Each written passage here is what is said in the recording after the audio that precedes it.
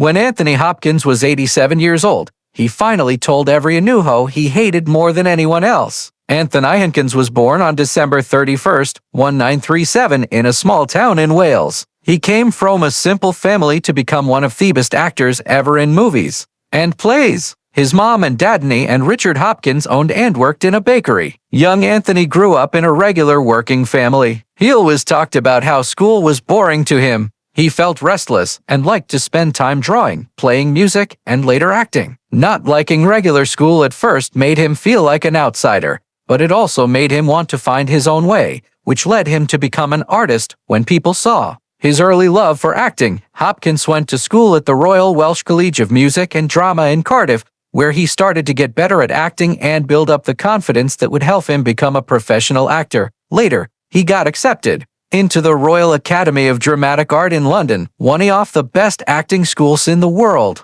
Going to this tough school taught him both the skills and the toughness he needed for the hard life of being an actor. His life changed big time when he was found by Laurence Olivier, one of the greatest actors of his time. Olivier saw Hopkins' natural talent and asked him to join the Royal National Theatre. It was sure that Hopkins learned how to act on stage, getting really good experience in Shakespeare plays and other classic shows. These years made him a versatile actor, getting him ready for all the different roles that would later make his movie career famous. Hopkins started making movies in the late 1960s, and one of his first and best performances was in The Lion in Winter in 1968, where he acted alongside Peter O'Toole and Katharine Hepburn. This role showed his ability to stand out next to movie legends and proved he was an actor towich. All through the 1970s and 1980s, Hopkins slowly built his reputation with roles in both British and American movies,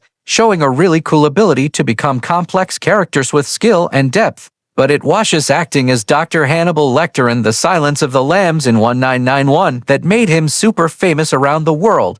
Hopkins gave one of the most scary but amazing performances in movie history, turning a character of darkness and violence into someone who was both terrifying and fascinating. With only about 16 minutes of screen time, he managed to leave a huge impact, winning the Academy Award for Best Actor. The role of Hannibal Lecter has become what people think of when they hear his name, and his acting is still studied by actors and loved by audiences as one of the greatest in movie history. Besides Lecter, Hopkins' career is known for his ability to echo medically different roles with the same skill. In movies like The Remains of Day in 1993, he played a quiet English butler named Stevens, getting great reviews for his subtle and emotionally powerful acting.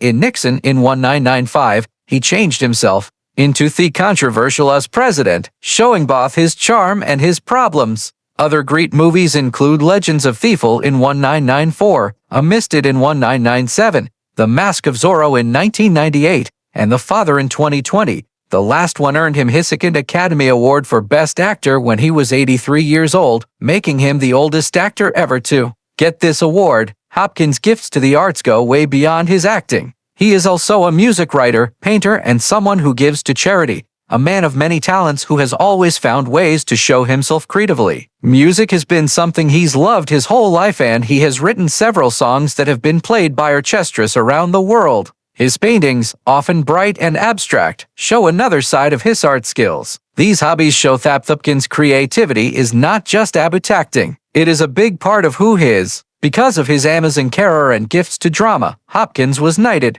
by Queen Elizabeth in 1993, becoming Sir Anthony Hopkins. This honor shows not only his talent, but also his hard work and influence in changing modern acting. Even with all this success, Hopkins has stayed very humble, often saying he's just an actor who loves the job but stays away from being famous. Anthony Hopkins has had a hard personal life, with 3 marriages that show both the problems and the changes he has faced as a man. His first marriage was to actress Petronella Barker, which started in 1966 during the early years of his acting career when he was still figuring things out in the business. The couple had a daughter together, Abigail, but their relationship was hard to keep going, and they got divorced in 1972 after 6 years of marriage. Hopkins himself later said that he had trouble with family duties during this time, especially as his acting dreams took up most of his energy and attention. In 1973, Hopkins married Jennifer Linton, and they spent almost 30 years of life together.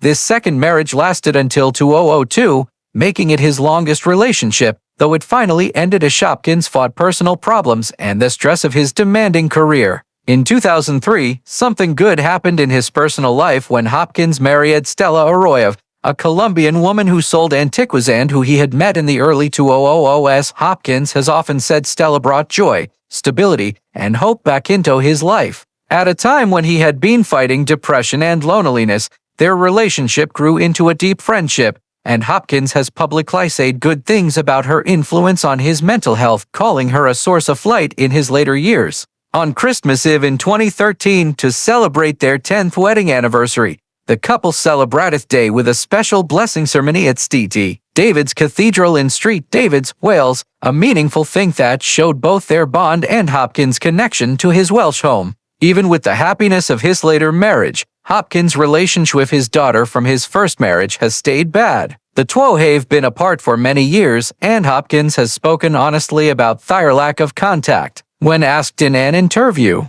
whether he had grandchildren, Hopkins answered with his typical honesty, saying, "I don't have any idea. People break up, families split, and no, get on with your life. People make choices. I don't care one way or the other." In another moment when he thought about things, Hopkins admitted his own problems, saying, "I guess I am selfish. I have not been a good husband or father." These comments show a picture of a man who knows himself and has accepted the fact that his focus on his career and personal independence hurt his family life. Another big part of Hopkins' journey has been Hopkins started a serious weight loss program to make his physical health better. By 2010, through a careful plan of diet and exercise, he had lost an amazing 70 pounds, a change that greatly improved both his energy and his way of thinking about life. Hopkins has often said his health changes gave him new energy in his later career. Along with these lifestyle changes, Hopkins told people in 2017 that he had been told he had Asperger's syndrome 3 years earlier. He explained that he was considered to be high-functioning on the autism spectrum,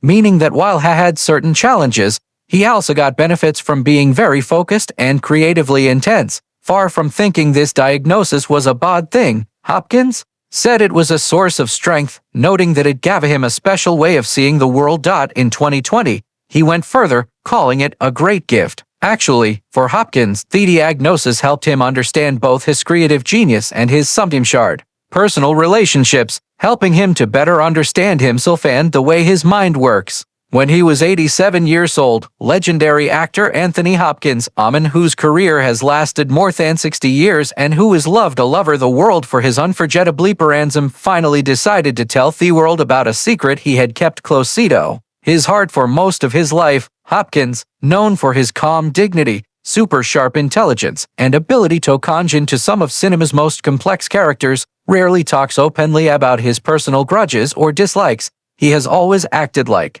a professional who cares about his craft more than gossip. But in a surprising and very honest moment, he broke this pattern and openly told everyone who, out of everyone he had ever met in Hollywood, he truly hated more than anyone else. His answer was both shocking and fascinating. Shirley MacLaine, Hopkins, did not tell this secret lightly. At his old age, with an Oscar-winning legacy firmly established and nothing left to prove, he seemed to feel the freedom to speak honestly in a way that younger actors often cannot. He worked with many people in this business, Hopkins said, his voice carrying both a sense of thinking back and firm decision, and most of them, even if difficult, I could at least respect. But Shirley MacLaine was different. "I never cowed stand her." His words were blunt, without the usual politeness or diplomatic talk one might expect in Hollywood. They cut through with the same intensity that Hopkins often brought to his roles, leaving no doubt about how deep his feelings were. The tension between Hopkins and MacLaine, according to him, was not just about small personality differences. Instead, it came from something deeper, an ongoing clash of temperament and values that never got better even after years had passed. She was loud, she was controlling, and she wanted to dominate every room she walked into, Hopkins explained. "I couldn't work that way. Acting to me is about listening, about silence, about subtlety. But with her, there was no space for that. It was always her way, her energy, her ego." His words painted a picture of two huge forces in the acting world who were Simply uniblito work together, their artistic visions crashing into each other rather than working well together. Hopkins, always careful craftsman, described how exhausting it was to try to share the screen with MacLaine. I found it intolerable. He admitted, every scene became a battle not with the character but with her personality, and that to me destroyed the work. I hated that. It is rare to hear Hopkins, who is usually so precise and careful with his language, use the word hate with such force, which made the confession even more startling. As Hopkins looked back in his career, he did not shy away from admitting the long-lasting bitterness the experience left inside him. While he did not deny MacLaine's talent, he made it clear that he never wanted to repeat the experience. She has her fans, and maybe they see something in her that I do not. Booty can tell you without any doubt, working with her was one of the worst experiences of my professional life. I hated every moment of it, and I will never do it again. For Hopkins, the confession was less about causing scandal and more about unburdening himself after years off holding back. At this stage in his life, with a career that has already given him a permanent place in movie history, he had no reason to hold back. When you reach my age, Hopkins said, you don't waste time pretending anymore. You say the truth, even if it's uncomfortable. And the truth is, I hated Shirley MacLaine.